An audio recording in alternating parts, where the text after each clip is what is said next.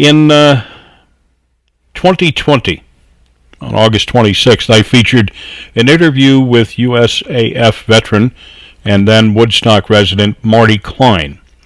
Now, Marty served as a base operations weatherman for 3 years. He was medically discharged when he contracted eye disease, which eventually caused him to lose total eyesight. And as you will hear, it was his dream to be a meteorologist. He fought in vain to remain in the service in some capacity, but was denied. He eventually began a grassroots movement called Why Can't We Serve?, which resulted in a short film, many speaking engagements, and a song, I Will Survive. As a tribute to the indomitable spirit of the American warrior, here is my conversation with Marty Klein. Well, good morning, Marty, and welcome to Let's Talk Vets. Let's start at the beginning. What was your service branch, and when and where did you serve? I signed up April 27th, 1967 in the Coral Gables, Florida area, and I served from 67 through 70. I went to Lackland Air Force Base for basic training, went up to Chanute Air Force Base in Illinois for weather school. I became a weatherman and was stationed at Homestead Air Force Base for the duration of my time in the service. And how long did you serve? Just 3 years because of the eye disease. But I loved being a weatherman, and it was one of my childhood dreams, and I was very happy to go to weather school and learn all about weather and participate as a weatherman. That's kind of an interesting MOS. That's not what AFSC, I should have said. So, as a weatherman in the Air Force, what kind of stuff did you do, and what was your function in terms of total operations? Well, basically, there were two parts of the job. One part was to, on the station, we had all the weather maps coming in, and we had to rearrange them into sections. Every day we had to go out for 4 hours onto the base, the runway. Basically, check the weather out, let the pilots know what was going on, what kind of weather they could expect, if it was going to be stormy or decent weather to be flying. There was a lot of training going on at Homestead Air Force Base. A lot of B-52s and F-94s and all B-5s, big planes. So I was going out to the runway. I was there for 4 hours, and I was in the station for 4 hours, and I enjoyed the job. And during your service, you contracted a rare disease which attacked your eyesight. Explain to us what happened. Well, I don't really know what happened. That's the part of the big confusion about how I lost my sight and why it happened. But I have some ideas. But basically, I went to an eye doctor, and they said that there was something going on. Bilateral anterior uveitis, glaucoma, and minimal but progressive cataracts. That was my first diagnosis, and I thought that was pretty weird. At that point in my life, my vision was 20/20. I was spending hours, looking up at the sky as a weatherman, and also in my off time, I was very much into playing pocket billiards. I was a pool player, so I was using my eyes a lot, but I had no idea that I would ever lose my vision. One thing led to another, and I got discharged out of the military May 70, TDRL, Temporary Disability Retirement List, because they didn't know what was going to happen, but they just knew that I was no longer useful as a weatherman, so they were discharging me with a medical discharge. And within a couple of years, it just got worse, and I ended up losing my vision mostly from glaucoma. So I was out of the military, blind, and didn't know which way to turn and which way was up. I'm assuming that when you got out, you continued to see VA doctors for treatment? Yeah, I was going to see the VA doctors, and I actually tried to go to school on the GI Bill, but as I was losing my sight, the idea of learning was just so far in the background. What was right in front of my face was the fact that I was losing my vision, and I was basically emotionally withdrawn and scared and didn't know how to function. I was just trying to pretend to everybody that I had some sight, but it just kept getting worse, and had to give up the car and driving, and had to do my best to get through life. And honestly, I didn't know how to live at all without sight. And it was a period of 7 years, from 1970 to 1977, that I would say that was the hardest in my life, because it was just hell. So then one day you literally snapped, and if I recall your words, you said, "So you're blind, you got to figure out how to deal with this," and you took control back. Tell us about that moment. Yeah, and I guess things were leading up to that moment, but I wasn't aware of it. I was living in the Woodstock, New York area. I joined a crisis intervention center. I found that I could actually help people by serving on the phone, because they didn't know that I was blind. That they just cared about somebody who was thinking about them when they would call up with crises. And I realized that I could help people, even though I had no vision. And then I was going through a difficult time with my first wife at the time, and we were going through a separation. And then I moved into my own place for the first time in my life with my dog and my cat. And I was pretty scared, because I didn't know if I could live by myself. Well, I was able to, and at that point things started turning around, and I realized that I was feeling sorry for myself because I was now a blind person. But I think moving into the house with my dog and cat, seeing I could take care of myself, and then at one point just getting pissed off at myself for complaining so much. My God, I was still alive. I had to figure out how to live, but I was still alive, and as long as my brain was functioning and my body was working, I knew that there was an opportunity to do something here. So that was like a big decision in my life, yes. When about did that happen, Marty? I would say 1977, 78 period, right in that time period. And I was involved again, with other groups like, self-healing groups. I was just doing my best, listening to some books on tape that I was getting. I was just doing my best to try to recreate my life as a person without sight. And I didn't know if I could, but I was certainly determined to do that. So it's kind of like the scene in the Christmas Story where Ralphie loses it with the bully, huh? I guess something like that. Yeah. Okay, an average of 22 veterans a day take their own lives, and in some cases the vet loses his or her identity simply due to the sea change from military to the civilian culture.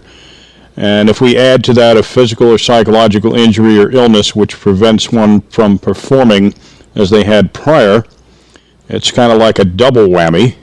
And both of these situations can and often do result in the loss of self-esteem. And that's kind of where you come in these days. What is the genesis of your movement, Why Can't We Serve? Maybe 20 years before I had the idea of the movie, I really felt like something was off with the military, because there was no room for anybody who was disabled to serve.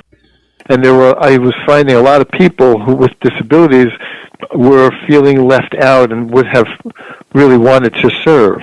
I guess about 5 years ago, somewhere I heard that 22 vets were taking their lives every day.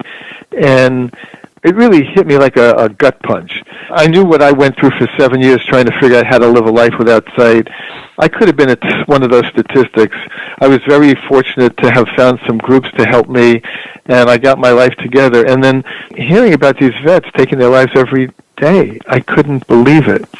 So I made a decision to try to make a film to try to influence the public, and then have the public influence the politicians, and then the politicians to insist that the military make a change.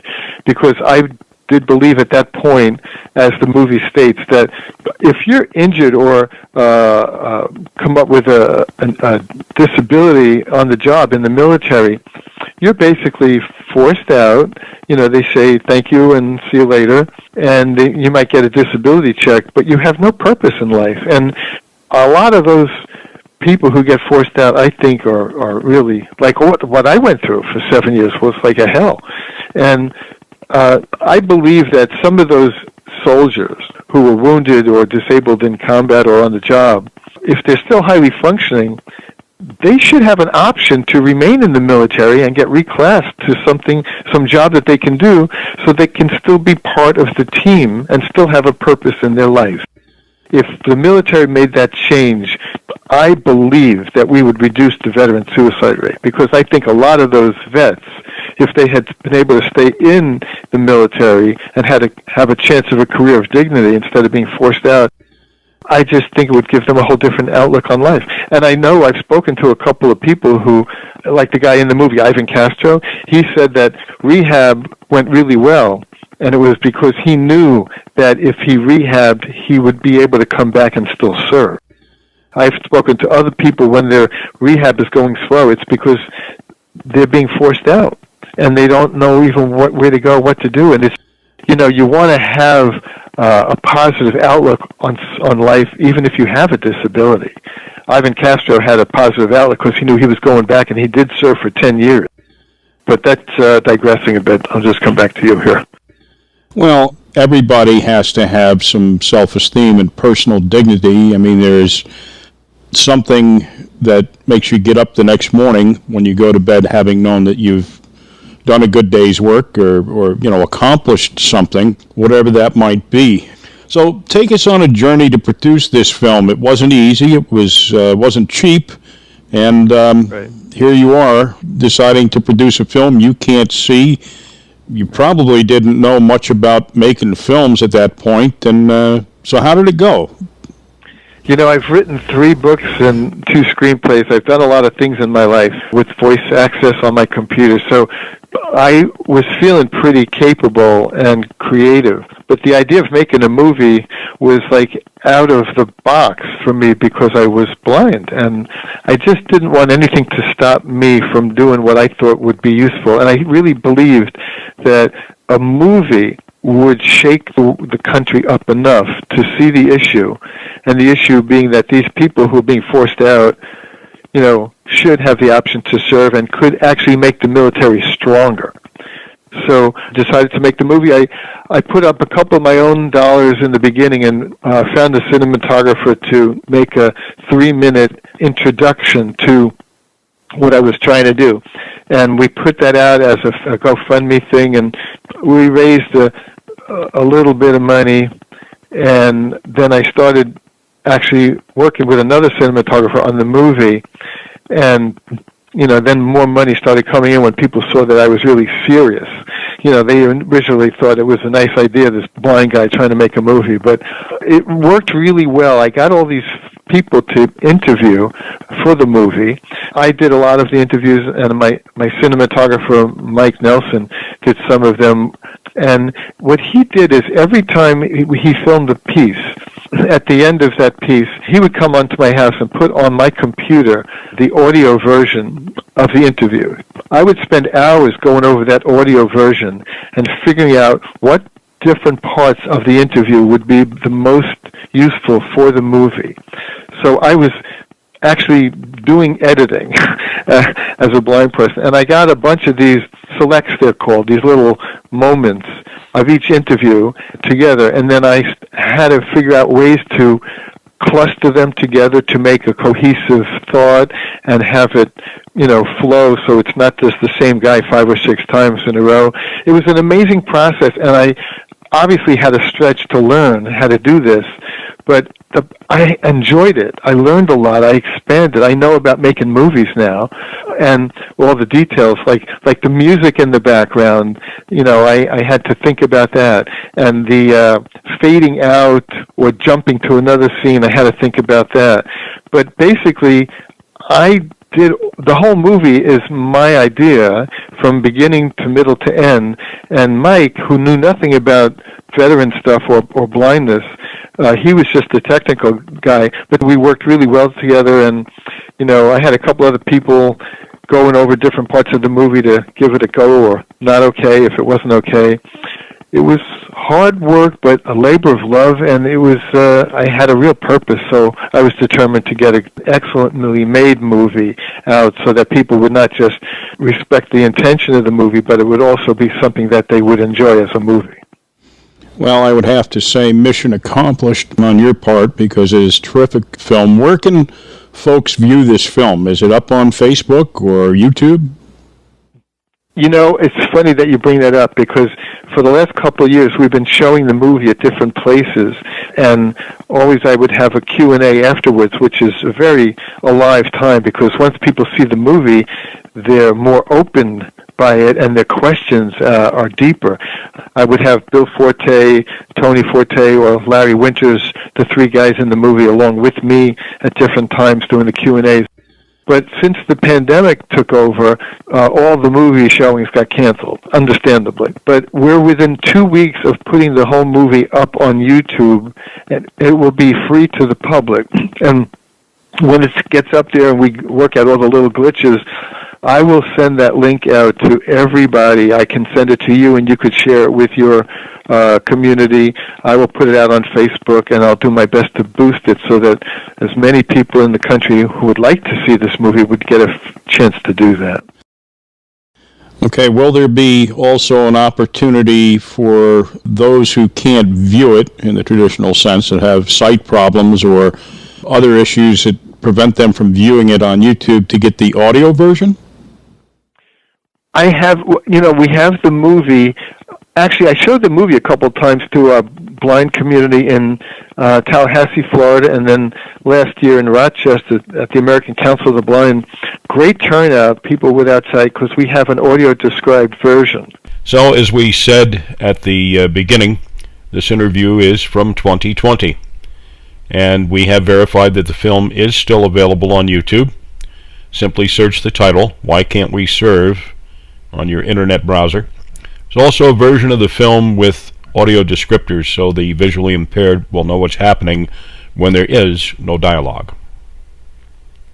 Okay, so you also wrote and performed a song, which has now become an anthem of the Why Can't We Serve movement. You had some professional help along the way. That must have been an interesting experience as well. Well, it was fun, and it was, again, learning and expanding. Making a song in the studio was fascinating to watch all the little details, but I learned a lot. I think the song came out pretty good, and everybody who's heard it has really enjoyed it. We have been promoting the song on radio stations around the country for Veterans Day, to just play it once a year on Veterans Day, to let all your local communities know that we don't have to give in to self-pity, but we can go after what we want as veterans. And it's actually not just for veterans. It's for anybody who's struggling with anything in life. You can make the decision to just go after what is going to make your life feel satisfied and fulfilled. Marty, another question comes to mind, and that is, with the film and the song and the viewings that you've sponsored around the country, have you any indication that the government or anybody is listening to this message? Doug, about 2 years ago, I showed the movie for the first time in Washington, D.C. at the Paralyzed Veterans of America building with Christopher Reeve people there and blind veterans and a number of other people involved with supporting veterans. And I was pretty touched by a lot of the responses from people. A number of vets there said if they knew they could have reclassed and stayed in the military, they would have done it in a minute. And they were really missing being part of the team. I could go deeper at some point with their stories, but the movie was powerful for them, and everybody got that. Of course we're capable. We may have a disability, but we can still function, and a lot of them wanted to stay in the military. Now, that was in June. About 9 months later, in March 5th of last year, whether it was from having seen the movie or not, I don't know, but the president signed an initiative to form a task force with Robert Wilkie in charge of it, and that task force was to specifically find ways to reduce the number of veteran suicides in our country. So I felt like even though they were not reaching out to me, maybe my movie, having been seen in D.C. by these people, maybe it had some positive influence. Well, March 5th of this year came and went, and they came out with some information about what they were trying to do to help reduce veteran suicides. nobody was calling me to show the movie. I wanted to go to D.C. I wanted to talk to that task force. I wanted to show them the movie, but I never got the opportunity. And I feel like that they missed the mark on that one, because I think they would have learned a lot from the movie, and they would have learned a lot from hearing my passion and my creative ideas about ways to help veterans. Well, and in fact, in your movie, there is a veteran interviewed that did continue to serve, but it's predicated upon years of service or some other conditions, right?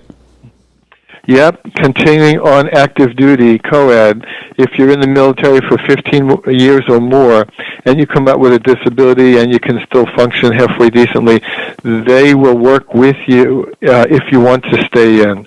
And this guy lost his sight.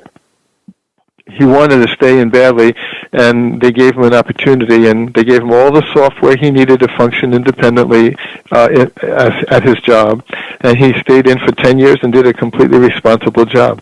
So obviously, we're completely capable. We just need the support. And it's not keeping people in the military with disabilities who can function, albeit with special accommodations or software or technology, is not an altruistic thing. I mean, it makes sense, and that's another point that's made in your movie.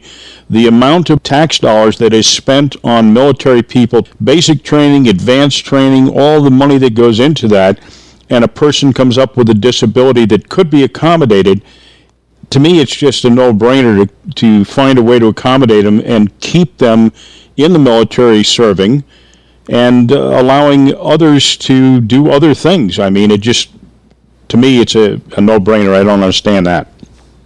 Well, I will say that there are two types of people with disabilities from the military. One type of them being completely lucid and clear, but they have the disability. I'm a perfect example. I'm blind, but I'm pretty conscious and clear. But there are other people who come back and they don't function as well because of the disability, because of the wounds in the combat, whatever. And they need personal help, and maybe they're not the ones to remain. So there'd have to be a board that would see who with the disability was still capable of functioning well enough to do a good job. I think that's the reality of the situation, to be fair. Well, and I also like the other part in the film where they interviewed the CEO of, I'm not sure what company, but he said we have, when we hire people with disabilities, the job might say this task requires 2 hands or 2 arms, right, but the applicant only has 1 hand or use of 1 hand or 1 arm, and we ask them the question, how can you show us how you could accomplish this task, because people with disabilities spend a lot of time figuring out how to circumvent their disabilities and still get on with life. So yes, he was Walgreens, and he was a wonderful piece of the movie because he showed that a lot of businesses and corporations around the world are already integrating people with disabilities, and they're very responsible employees. Well, again, it looks like it's time for the government to catch up with the rest of the world. Yes, okay. I agree, and your lips to God's ears. All right, sir. So you wear many hats: survivor, crusader, filmmaker, director, veteran, songwriter, and performer, troubadour, and I think an all-around good guy. So one might ask, is there anything you can't do? And when I asked you that question, you gave me some obvious answers. But the magic seems to be that you and other survivors have found a way to leverage your afflictions to transform yourselves and help others. Is that an accurate way to say that disability is not synonymous with inability? Right on. I think of 2 famous people when Einstein was quoted by saying, well, the only thing we need to do first is to accept our disability, and then we'll be able to transcend it. And Bob Marley, in one of his songs, said, emancipate yourself from mental slavery. None but ourselves can free our minds. And I think that's the key piece here, Doug. I look back at my struggles and my emancipation, I guess I'd say, and my freedom. I think that 90% is in your mind. And the problem is we're all raised with this picture of if you're disabled, you're going to be a burden on society, you're going to be helpless, you're going to need a lot of people to help you. It's just not true anymore.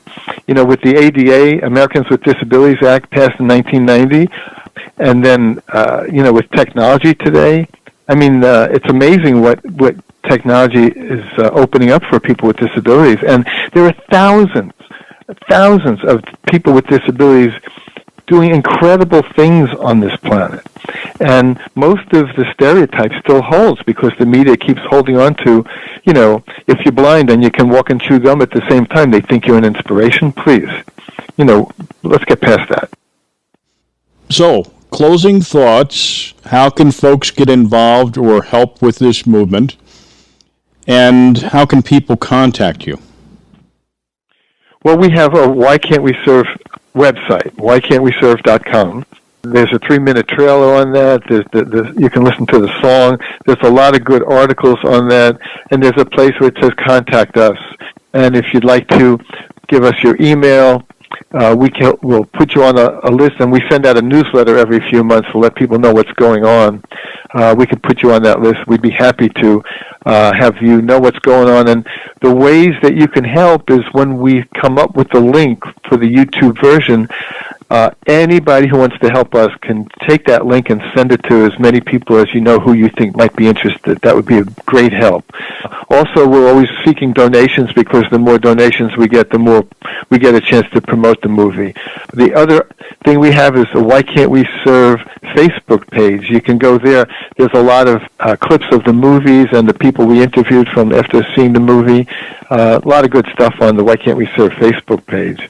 Those are two things that I think are useful. And also, that Why Can't We Serve Facebook page, I'm always blogging every couple of weeks and putting stuff out there to just keep the energy fresh and alive about trying to make a difference. And I believe that I wouldn't have done the movie if I didn't believe it was possible. And somebody once said, "You're trying to get the military to make a change? Can you pick on something harder?"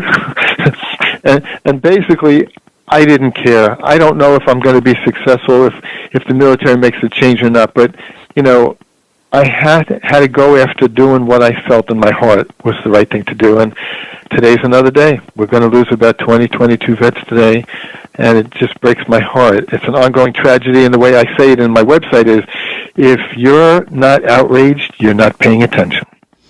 Well put. And to use one of my favorite lines from an old John Wayne movie, In Harm's Way, where Henry Fonda, who plays the Admiral, says, "We all know the military isn't wrong, but in this case they were a little short on being right." Yeah, I like it. So thank you for taking the time to tell this story. It's inspirational, to say the least, and again illustrates what happens when ordinary folks do extraordinary things.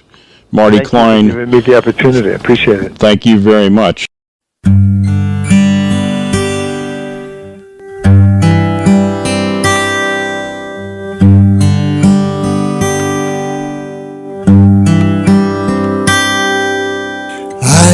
Have the will to survive.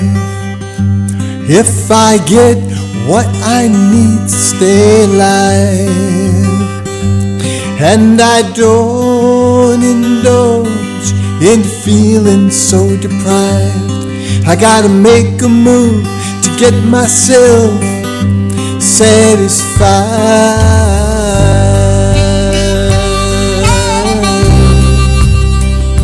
Satisfied.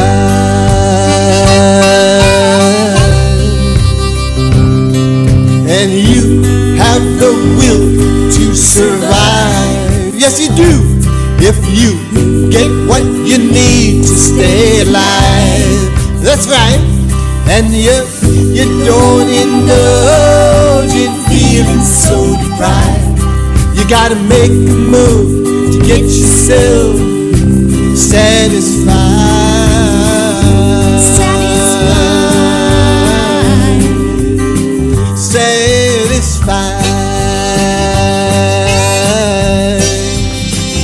You've got to get yourself satisfied.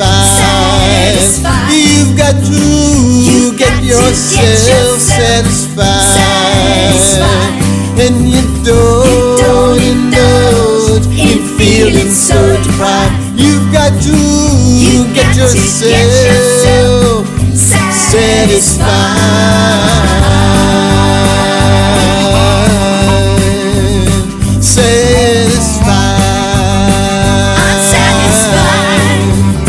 Alright. I will survive if I get what I need to stay alive, and I don't indulge in feeling so deprived. I will survive if I get what I need to stay alive, and I don't indulge in feeling so deprived.